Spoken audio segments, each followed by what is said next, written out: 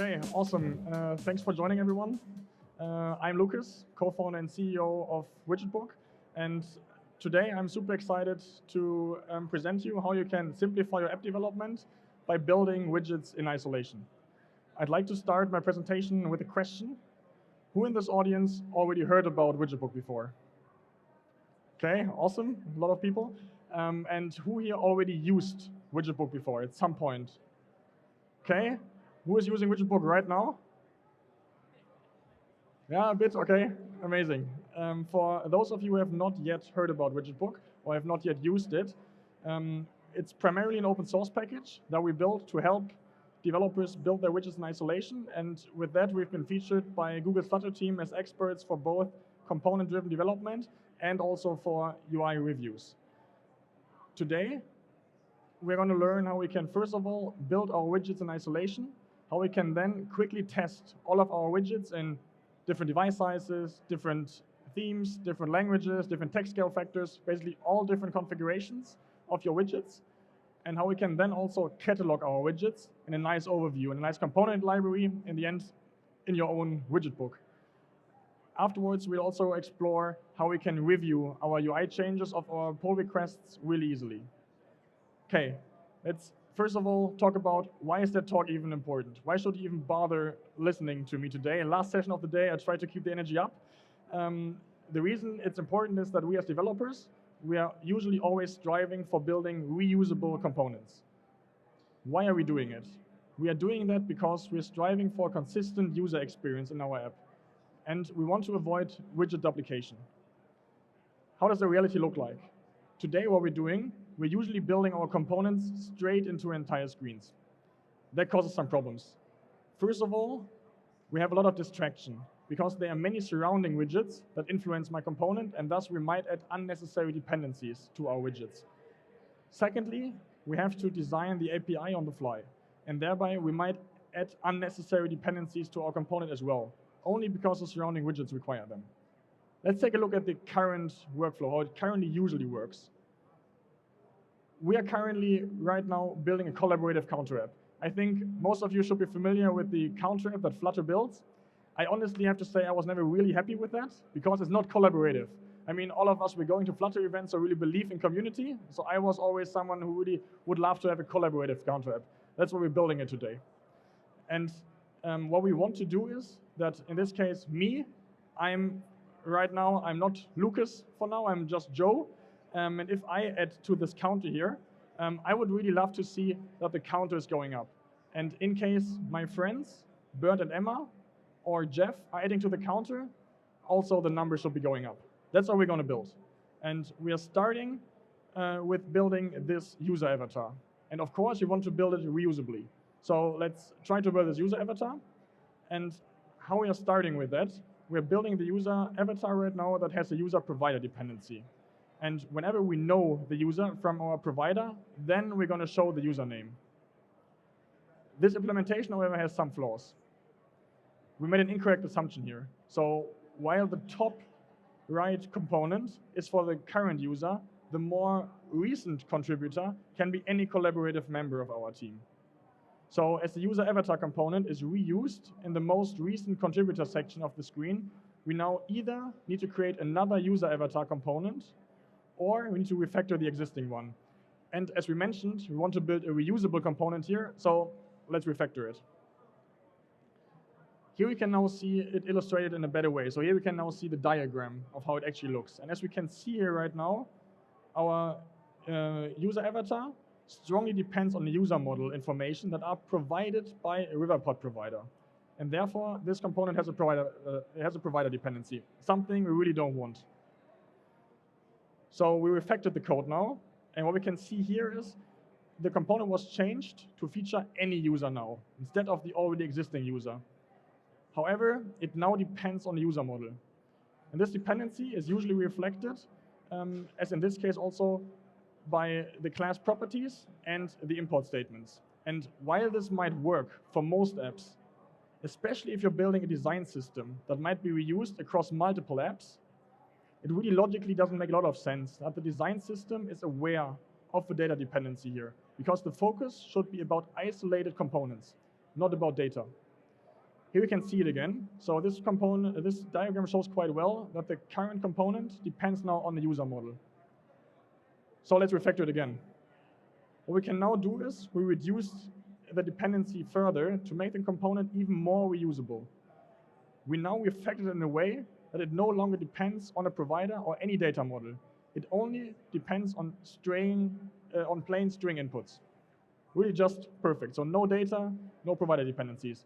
And here we can see the diagram now. It looks really simple, reusable by any app. It's fully isolated from providers, from data, or any logic. It's really just perfect. Here you can see the comparison before and after. So before we had the riverpod dependency, we had the user model dependency, and now we only have plain string inputs. So that's something that we should always achieve. However, it took us now 3 refactors, and it's only a simple demo app. It can really happen quite easily. The question is, how do we avoid this? Experienced developers are usually building their own sandbox. I know a couple of people here already, because we talked already before, that some of you already did something similar. Some of you already built something they call, for example, internally a gallery app, a showcase that allows you already to build your isolated widgets. And that's amazing. The issue is, however, that building such a sandbox is time-consuming. Usually, you have to build your features. You have to make sure that the app meets your user requirements. That's your top priority, and you really don't have much time to build internal, great developer tools. And that's why I have a solution for you. We built Widgetbook. Widgetbook is an open source package for Flutter developers that allow you to build your widgets in isolation. Who in this audience is familiar with Storybook.js? Okay, a few, coming from a web development background probably. It's exactly the journey that we took as a team. So we were web developers in the past, usually build web apps for clients, always use Storybook.js. And when we switched to Flutter eventually, there was no Storybook solution out there. That's why we decided, okay, we build it ourselves. And eventually we open sourced it, made it available to the community, and it grew to what it became, also with the help of the amazing Flutter community. And I want to show you how you can set it up in your Flutter app. The first thing that you do is you add a new folder, and thereby also a new separate Flutter app. What you're then doing is you are adding the widgetbook dependencies to your new pubspec YAML file. So you're starting with the main widgetbook dependency, then with widgetbook annotation, and afterwards with widgetbook generator. The next thing that you're doing is you're setting up your widgetbook app. So what you're doing there is in your new main.dart file, you're adding an add app annotation. And this add app annotation automatically generates the entire structure of your widgetbook. Here you then only need to return your widgetbook. That's all you got to do. Afterwards, as I mentioned, we want to build a reusable widget here. So first of all, we start by adding the boilerplate for the widget. So for now, we are creating the user avatar, but we are just returning a placeholder here. Next up, we're building something that we call a use case for widgetbook. The use case basically tells the widgetbook what are the widgets you'd like to include in widgetbook. And what you're doing here is you just create a use case annotation where you're then returning whatever widget you'd like to showcase in widgetbook. In our case now, the user avatar. Adding this boilerplate takes something like 10 seconds, but I also have something, of course, with AI to showcase you, to show you later, that even automates the process. Once you do it, and once you run your new widgetbook app, you will see this here. So the widgetbook structure is already built for you. The user avatar widget was added, but it was just added as a placeholder. So no worries, it's not going to stay like this. But it's basically showcasing how the workflow of widgetbook is working. So next up is we are building now our widget. And as I mentioned before, we now know already how we can build a reusable widget. So we're just adding that widget exactly as we learned to. And then afterwards, we're extending now our use case. So in here, we now added the user avatar. And because from before, when the user avatar was only a placeholder, we didn't have any parameters for the user avatar. Now we do. So now it requires 2 parameters, and therefore you have to provide these 2 parameters for the use case as well, so that Flutter can properly render it out. So what we're doing here is we added the name John Doe for the user avatar, and for the image, we're using now an image from the local file system, which makes it easier to fill with mock data than fetching images from a CDN. That's only a side note. So we mock our properties. And what is amazing now about widgetbook is that since the widgetbook use case only depends on Flutter, the component itself and widgetbook, it's really impossible to make bad decisions here. So if you would want to build your component now in a way that is not reusable, you really have to make a mistake now on purpose. So you're building your widgets in isolation by default. And the mistakes that you've seen before can really not happen anymore. And that is then how the component looks in widgetbook. So we see now that the user avatar is properly rendered out. You can already see on the right side here, we have knobs and add-ons available. For now, they don't show. And I'm happy to show you what knobs and add-ons allow you to do. Because with knobs and add-ons, you can test your widgets in further configurations. First of all, starting with knobs. Knobs allow you to test all of your widgets against all the different widget-specific parameters of your app. In our case, with the user avatar, we have a name and we have the photo URL.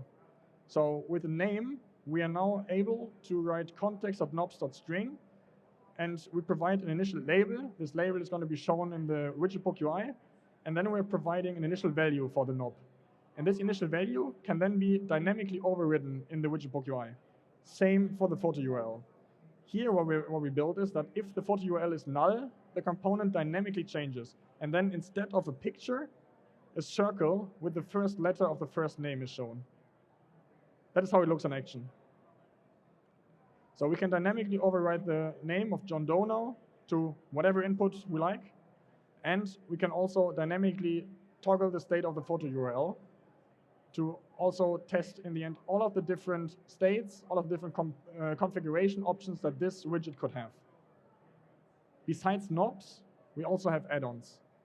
Add-ons allow you to test your widgets against different global parameters of your app. So what you could, for example, do, you could, for example, test all of your widgets against different device sizes or different themes. You could also test your widgets against different languages, different text scale factors, accessibility settings.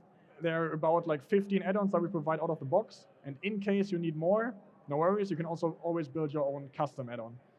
And with add-ons, it's usually just a few lines of code that you configure once. So you don't configure that per widget, you configure that basically per widgetbook app. So in here, we're seeing that by, for example, testing our widgets against different device sizes, we just write iOS viewports.iPhone Pro Max, and that's it. Or for themes, also just a few lines of code. And that is how it then looks in action. So we can easily see our widget on different device sizes and also on different themes, like for example, light and dark mode. Okay, great, we got it now. We can build our own components in isolation. But how about entire screens? Can I add entire screens and should I do it? The answer is yes and yes. So you can add entire screens to widgetbook, and I also suggest you to do it. Here's how you can do it. So here you can currently see our screen. I don't want to go into too many details on how it's built, but let's go over it. So we depend on our design system, which we just implemented. So this currently reuses our user avatar.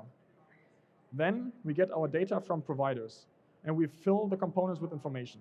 And this whole screen that we're seeing here right now is the only component that has dependencies on providers, which you can see on the next slide. These are the only providers that we need. And then we're adding a use case now for our screen. So right now, we don't have a provider scope in the widget tree, and that's why we inject it in the use case. And to avoid fetching data from our database, we use mock providers here. And the current user provider has a hard-coded user because it's impossible to access this screen without being logged in. And for the users provider, we use a fixed list of data. And we built a custom knob for this provider to switch between the different states of the screen. Once we do it, we can actually see our screen here in action. And we can even see that we can easily test all the different states here with knobs. And as you can see, you can, for example, also test some really hard to reach and hard to test screens, like the loading screen here, for example. And if you do it, as we can see here, it's interactive. It's a Flutter build, right? So it's not only a screenshot that you're seeing, but you can really interact with all the widgets that you're seeing here. And as a side benefit, so while building your widgets in isolation, and therefore being able to build them quicker, you're getting a catalog of your widgets. So you can, in the end, get a catalog of all of the widgets that you can see in your app. So you can easily skim through your home screen, but you can also skim through every widget that you just built. So in our case, I mean, it's a very simple demo app. I'm actually happy that Alois is going to showcase ClickUp soon, not yet, but soon, where he's going to basically provide you with a more impressive design system than just my small demo app here. Of course, today it's all about AI. That's why I have to mention AI here as well. So we experimented a lot with AI as well, and we are able to, especially if you haven't used Widgetbook yet, the setup of Widgetbook was never easier than right now. So if you're using tools like Cursor, like Void, GitHub Copilot, whatever code gen tool, we already wrote a very sophisticated prompt. We'll soon write our own MCP server for Widgetbook. And with this prompt, you can automatically generate all the Widgetbook use cases, including knobs for all of your widgets. Here you can see a video of how it looks like. So you are just tagging the widget so that the AI has the proper context. Afterwards, you're just pasting the prompt in here, and you let the generator run. In my case, I'm using Void, but it works the same for all the other AI code gen solutions. It will then perfectly explain what it's doing here. And right now, it already created our new use case for the Widgetbook. So let's see it in action. I mean, of course, in the beginning, it doesn't get everything right. There are some inputs that are wrong, but the AI model will just automatically fix it for you. And afterwards, you will see that you will get the entire use case file generated in a way that you can then easily use it. I mean, I would always recommend you to, of course, review what the AI has done. But in this case, I mean, it looks really nice. We saw how I wrote it before. I wouldn't have done it better.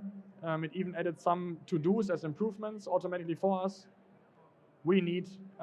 You didn't even have to write a single line of code here. It will just automatically build it for you.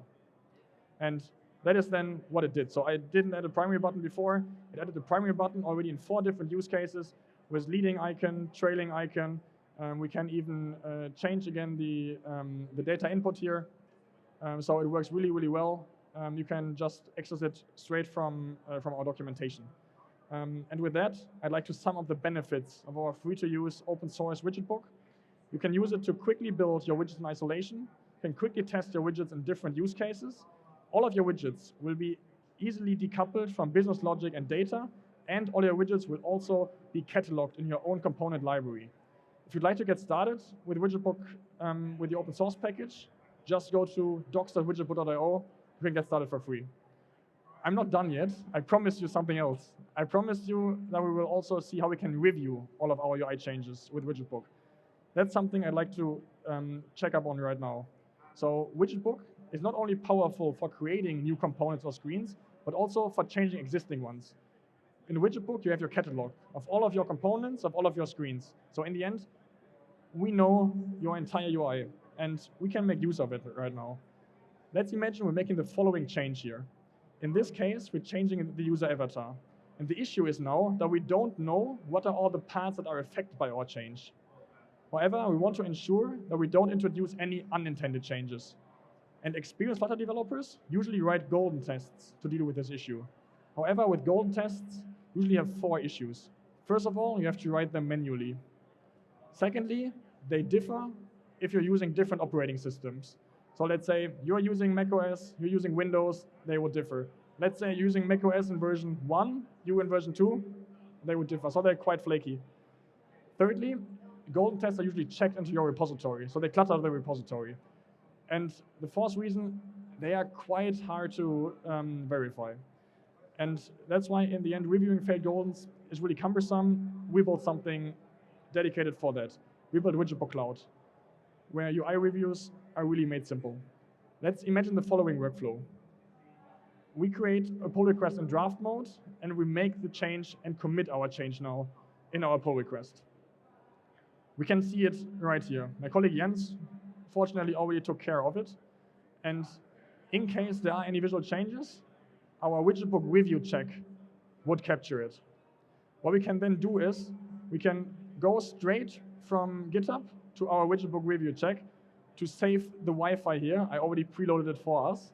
And we can here then see a side-by-side comparison between that's how the widget looked before versus that's how the widget looks right now. And because we cataloged all those different widgets in widget book, we can see all the different parts of the app were affected by the change. So the home screen here was also affected by it. And we always have the chance to not only compare visually what changed, but we have a highlight diff button that shows us exactly what was changed. So we can always be sure that we really understood it. And we also have the chance to not only compare two screenshots with each other, we can also always compare the Flutter build here.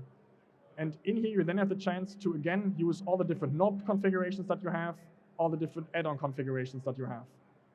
However, you could also automate that.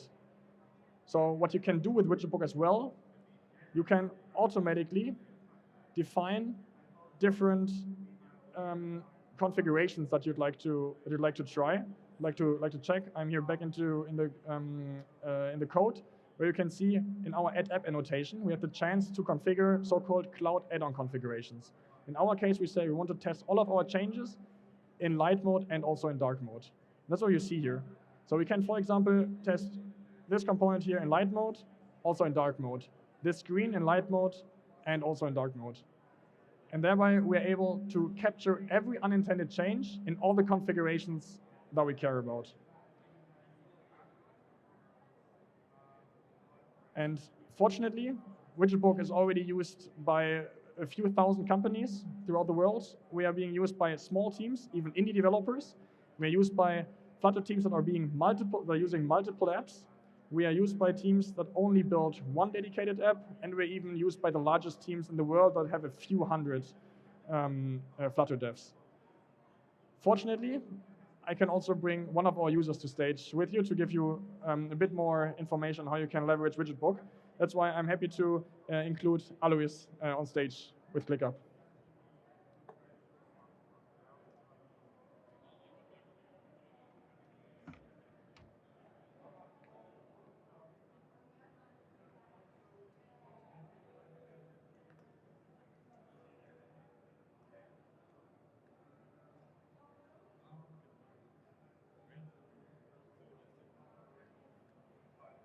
Oh, wait.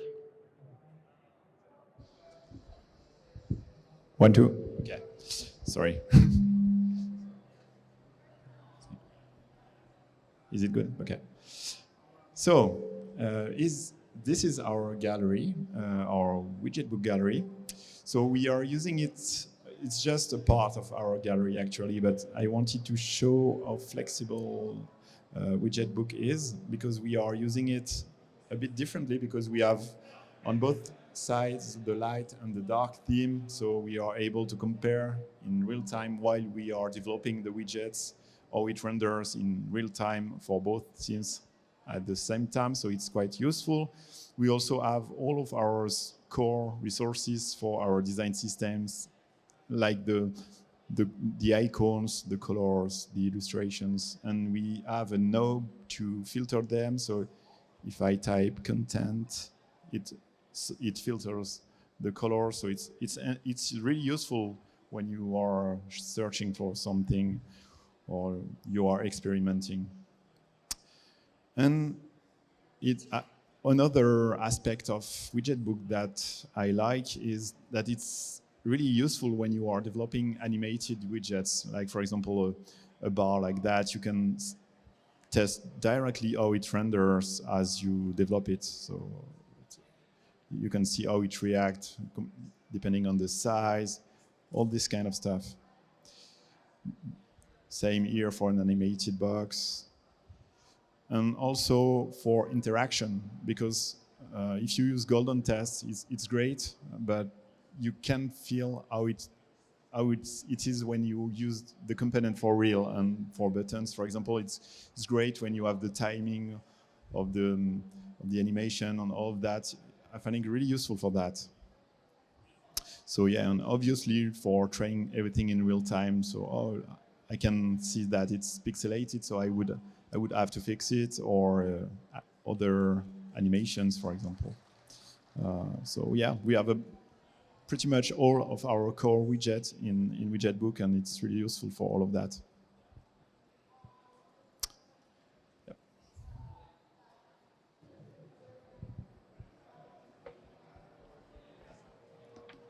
Awesome, thanks.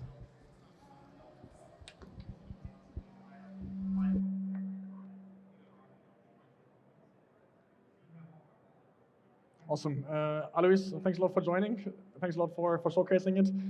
In case you'd like to try the open source package, as I mentioned, you can just go to docs.widgetbook.io. In case you'd like to try Widgetbook Cloud, you can do it as well. It's available under widgetbook.io/cloud. You can get started for free. We have a free tier. In case you're an enterprise customer, we're also happy to run a POC together with you. We have a booth just over there. In case you're curious, we're around the entire evening for the after parties. We're also there tomorrow. Thanks a lot for joining. Hope it helps.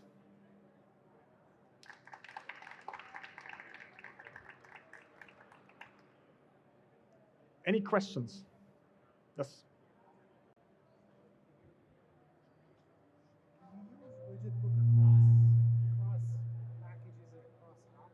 Yeah. So, okay.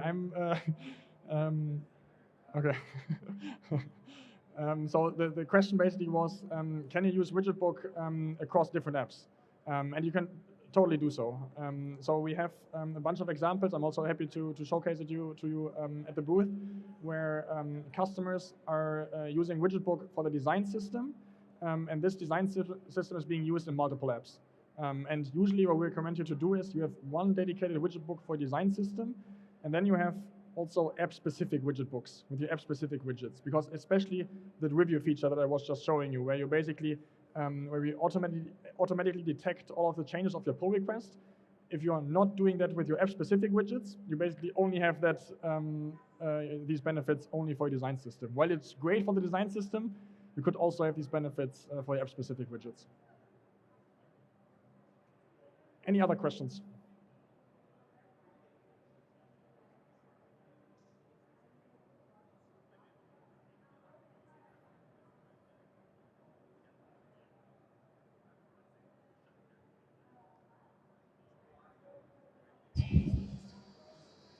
All right, yeah, so I actually have two questions. First, I noticed that you were using RiverPod when you were mocking data. Is it possible to do the same thing with Block, and do you have examples of that? Yes, so you can use, in the end, whatever state management solution you want. And we also, so basically this demo app that I showed you, that's a RiverPod example. We also have examples with Block. Yeah. And then the second question was, can I mock things like Rive in Widgetbook? Yeah, you can. So in the end, basically, anything that is mockable, you can include in Widgetbook. I mean, the only thing that's really crucial is whenever you have a dependency, you want to make sure to mock this dependency. And it's not only for the sake of making it useful in Widgetbook, it's also, in the end, for the security of your team. Because something that you definitely don't want to do is you don't want to put your production database in Widgetbook and have some users, messing with your database. So whenever you have any dependency in Widgetbook, just mock it. It's the same with writing tests. Thank you. Any other questions? Okay, it doesn't look like it. Then happy to wrap the session. Last talk of the day, so feel free to enjoy the after parties afterwards.